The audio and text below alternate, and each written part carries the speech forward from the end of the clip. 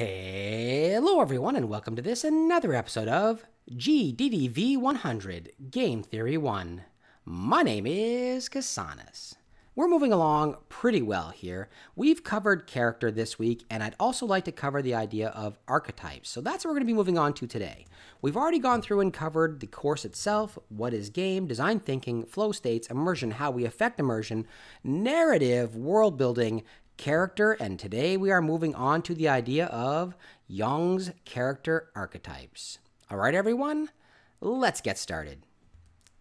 Character archetypes, particularly Jung's character archetypes, that's what we're going to be studying here. And when I say study, this is going to be a very high-level look at Jung's archetypes. It's not going to go in depth. There is a ton of psychology here that we need to discuss. Or that you could be discussing, and we're not going to go into that much detail. I really want to take a look at the archetypes so you're aware of them as far as narrative is concerned, as far as character development is concerned, as far as the character in your game is concerned. But I'm not going to go into the complete psychology of it. All right, guys, there's a ton of stuff in here, and really we're looking at this to see the difference between archetypes and stereotypes, because one can have negative connotations. So let's just start off here. Archetypes. So in 1947, Jung had studied a bunch of images from religious symbology, religions, and myth across cultures. And what he found was that a lot of these different cultures, these symbols from different cultures, had similar meanings. And it often would show up in the dreams of his patients.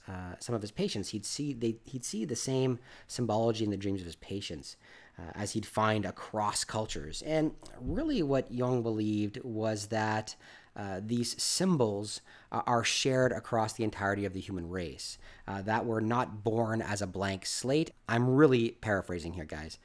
That we're not born as a blank slate, but that we have this kind of built-in intelligence, this collective unconscious that's shared across every culture that represents these symbols. So after studying these symbols, Jung came up with 12 universal mythic characters. And these characters, he believed, as I mentioned, resided within our collective unconscious. And these characters are the archetypes. These are archetype characters. And there's a big difference between archetype and stereotype. As I've already mentioned, archetype is as common across cultures. It is what everyone kind of has this similar idea of what these certain things mean. Whereas a stereotype is really a generalization, and it can have negative or positive connotations. And obviously, we want to avoid things like stereotypes within our games. We want to avoid things like cultural appropriation within our games. The archetypes themselves are not stereotypes. Like I said, it is this universally accepted idea. So along with these 12 archetypes, Jung identified 4 cardinal orientations for these archetypes. They're grouped into 4 different sections, really. The ego, order, social, and freedom. And again, if you are doing your own research on this, because it's really interesting stuff, if you're doing your own research on this, they may use different words. There might be different words that are being utilized when describing the academics here. So it's important, if you are doing this, to understand how they all kind of fit together. Ego, order, social, and freedom. So a group within the ego section is attempting to leave one's mark on the world. Order is trying to provide structure to the world. Social is connected with others. And freedom is a yearn for this paradise. Okay, so given this information, we're able to put together this simplistic chart. And what we've got in here are the 12 archetypes associated with their particular cardinal direction, right? We've got ourselves the hero, magician, and outlaw, who are all associated with ego, leaving your mark on the world. We've got ourselves the explorer, sage, and innocent, who are all about freedom, that journey, the being able to be free. We've got ourselves the artist, ruler, and caregiver that are involved in the order category, and they're about providing structure to the world. And lastly, we've got ourselves the jester, everyman, and caregiver, and those are the social aspects. They're connected in some way to others. Now, if we go back and we look at each of these, I've used a particular set of names for our character archetypes, and depending on the research you do, you're going to find that there are different names for each of these archetypes. And that's not a big deal. They still kind of fall into the same category. So let's take a look, starting off with the hero. The hero is often called the warrior or the dragon slayer. It's got a bunch of different names. And each of these different archetypes have different strengths and weaknesses associated with them. And some type of motivation as well that may drive them, right? They're after something. They've got a spine, like we talked about earlier, the spine of the character. So with the hero, it's all about mastery of a particular skill. It's about physical and mental powers. They are confident. They're often ready to do anything, right? But the problem is they're often egotistical. They don't want to rely on others. They underestimate their opponents very often, and they can often be very overconfident, and this can leave them very weak. A great example of this is William Wallace. So William Wallace from Braveheart was all about the battle, was all about fighting and changing the world for the good through battle. And he was about saving his people through being the hero. So let's move on to the magician. And again, the magician falls into the leave your mark on the world category. Into that ego category. Again, the magician has strengths. It's about knowledge. It's about the ability to strategize, so strategy. They often have some type of historical understanding or some type of knowledge that's going to help them out. This is, again, about power. This is a character who's all about power. They've got weaknesses as well. So the weakness is often hubris, right? They're often overconfident in their own abilities, not wishing to rely on anyone else. They can be very egotistical. They can be angered. They can anger easily if they don't kind of get their way, and they can often be very warlike, like the hero, where they're looking for that battle.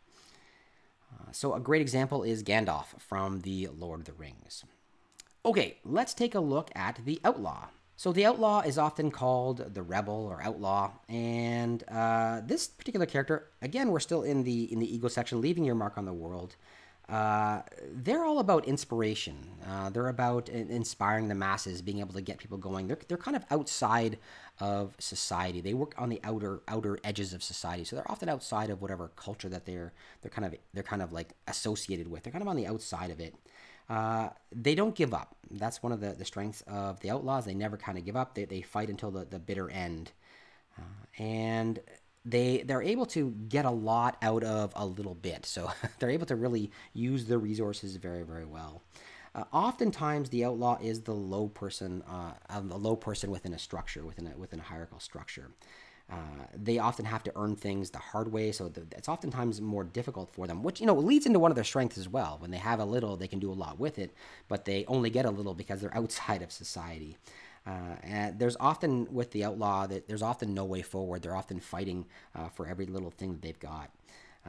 They're all about change, right? They're all about changing the world to kind of going against the status quo. That's the Rebel. Han Solo is an excellent example of the Outlaw character. We'll talk about more about Han Solo actually in the next slide as well. Okay, let's talk about the Explorer. So the Explorer is really and truly in my opinion, is really the essential one within this particular category as far as the journey is concerned. The Explorer is all about living an authentic life, but doing so constantly seeking that better way, so that they're looking for this fulfillment. The fulfillment comes from the journey of where they're getting to. Getting there doesn't really matter as much to them as that journey. That's one of that's the strengths of this particular character, is that they're always looking for something new. They're always in search of something new and looking for that better way.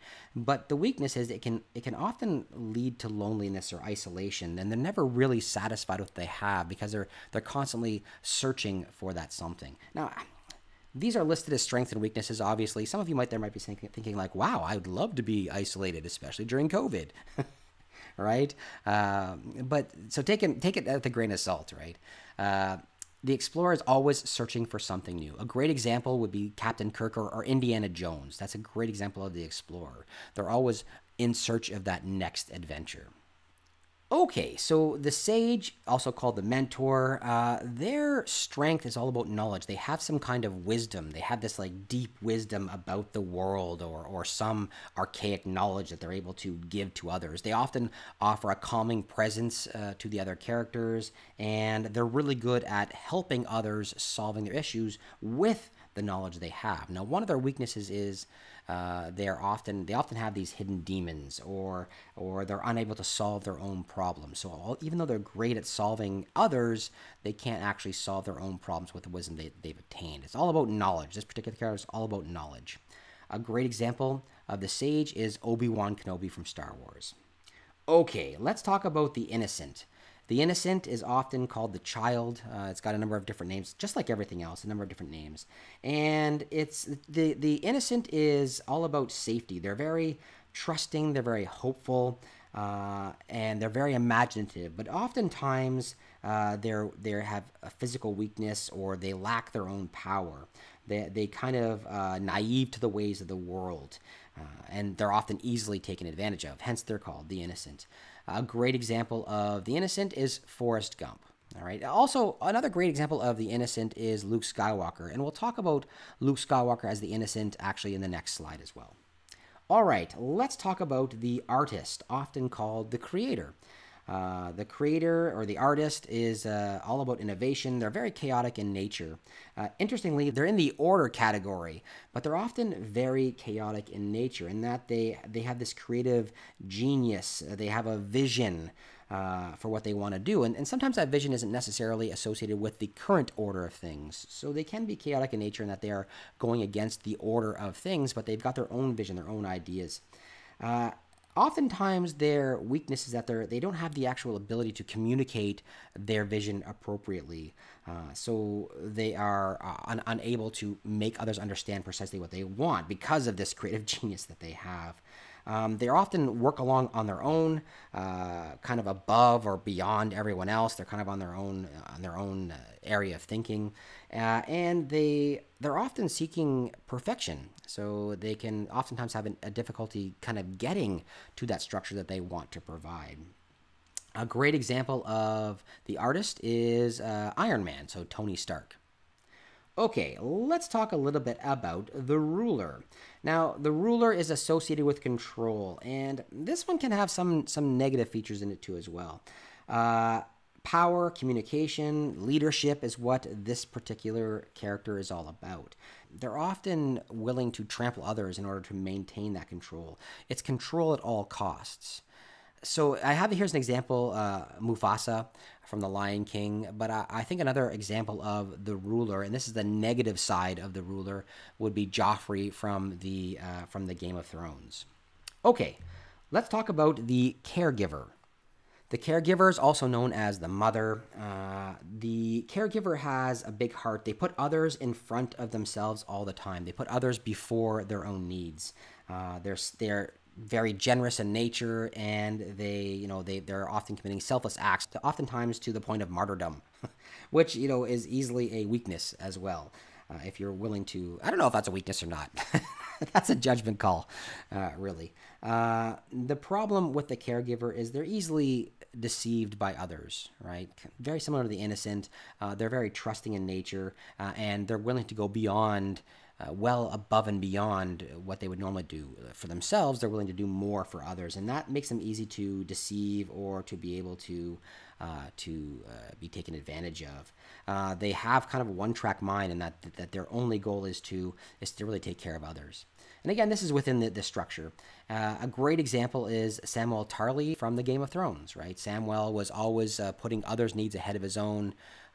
He was oftentimes deceived by others or looked down upon by others because he was so selfless. Okay, the Everyman. So the Everyman is an interesting one. The Everyman falls into the social category. And the Everyman has no powers of their own, no social powers, no political powers, none of that. They're really kind of understated in what they do. So the Everyman often has the name orphan as well, and they have no real power of their own. They're understated. They're definitely someone that we can all empathize with. We can see ourselves oftentimes in the Everyman. They're survivors, so they're able to keep on going. And they really have empathy for others. They're really out and looking for others, much like the caregiver. So they have empathy for others. One of the big problems, the weakness that the Everyman has or the orphan has, is that they're often worried about what others think of them. So it's not just about they don't just look at themselves, but they take stock in what others think of them as well. And they're very eager to please, oftentimes at their own expense. Further, they often have no confidence at all in their own abilities. So an example of the Everyman is Harry Potter, right? Harry Potter was was the protagonist of that entire series, but others around him often had the power. He was often told he had the power, but he didn't really have it. We, as viewers, were able to empathize with that particular character, but the other characters that were around him had most of the power in that particular relationship. All right, let's take a look at the Jester. The Jester, Joker, Trickster, several different names. This particular character is all about the comedic effect, right? It's there oftentimes for a comedic effect. Everyone kind of likes the Jester. They're lots of fun to be around. They oftentimes have a deep soul that's hidden beneath this comedic layer that they use to hide themselves from the world. The problem with the Jester, the weakness that the Jester has, is they're often unreliable, and they're oftentimes in it for themselves only. So they're, again, are really chaotic in nature in that they're kind of in it for themselves. It's not about neutrality or law. It's all about their own chaotic nature, where they're really looking out for themselves. They can often prove to be a constant distraction to everyone else as well. A great example of the Jester is Jar Jar Binks. I threw that in there for you guys. I don't like Jar Jar Binks. I actually have a friend, Spanky, who animated Jar Jar Binks in the films. So, Andrew, if you're out there, that's a shout out to you. All right, guys, that's going to take us to the very last of the 12 archetypes, and it's a lover. And this was a lot of information coming at you guys. There is a ton of information out there if you're interested. I suggest you guys look this up. This is some really interesting stuff. Anyway, the lover is devoted to someone else. Again, they're connected to others. This is probably the prime example of this social category. They're connected to someone else, and they're completely devoted to another person. They're absolutely passionate about that other person or that object, whatever it is that's got their affection, and they're very open about their feelings. Again, one of the weaknesses that are suggested for this particular archetype is that they are willing to die for another. And I don't know, again, just like the martyr, just like the caregiver, I don't know if that's a weakness, right? That can absolutely be a strength. So I shouldn't be making that type of judgment here. Willing to die for someone else. Like I'm willing to die for my family. I'm willing to die for my kids and my wife, right? So I don't know if that's actually a weakness. One of the other weaknesses they do have, though, is that they can often be lost in their passion, meaning that they put this whatever the object of their passion is often comes well before them, and they can often be lost within that relationship completely. So an example of a lover is Romeo. Both Romeo and Juliet actually are examples of lover, not just one of them. All right, guys, so that takes us to the completion of this particular chart. There is a lot there, and there's a lot of information that I suggest you go out and do a little bit more research on your own if you're interested in one of these archetypes particularly. My students are going to have to go through and understand these archetypes very well, because they have an assignment where they're going to be finding what their narrative archetype is, and then they're going to have to add themselves as far as their narrative archetype as well as their own personality. They're going to have to add themselves into a video game. So that's an assignment my students have in the future. All right, guys. So it's important when we looked at all these different examples of the characters, it's really important to understand that typically we will have one dominant archetype, but obviously our characters can be made up of a mixture of several different archetypes, but we typically have one dominant feature within our character. There's often a journey as well. So our characters might start off as one particular archetype and then move into another type later on.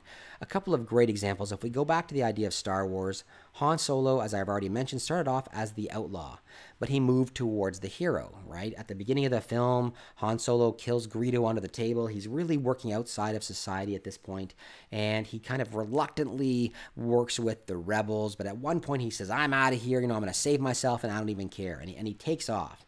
But at the end of the film, spoiler alert, at the end of the film, Han Solo shows up, shoots lasers Darth Vader's TIE fighter, freeing Luke to go through and become the hero, right, to destroy the Death Star. So Han makes a journey from outlaw to hero within that particular film.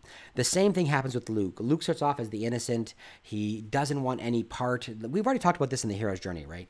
He wants no part in this larger battle. He's just a farmer. He's really reluctant in getting involved. But as he does so, he ends up destroying the Death Star, right? He ends up the hero at the end when he receives his medal. So all of our characters can go through a journey throughout our film, or throughout our game, or throughout our book. All right, everyone, that takes us to the end of the archetypes. Again, it is just a very brief look at archetypes. I really encourage you to go in and do your own research and understand these particular archetypes. And again, archetypes over stereotypes. That's what we're looking for within our games. Okay, everyone, I hope you enjoyed it. If you did, let me know with a thumbs up. If you didn't, a thumbs down is perfectly fine. Talk to me down in the comments. I love to hear what you have to say. All right, everyone? Thumbs up, thumbs down, comments down below, and if you haven't done so, please take a few seconds to subscribe. Have yourselves a wonderful day, everyone.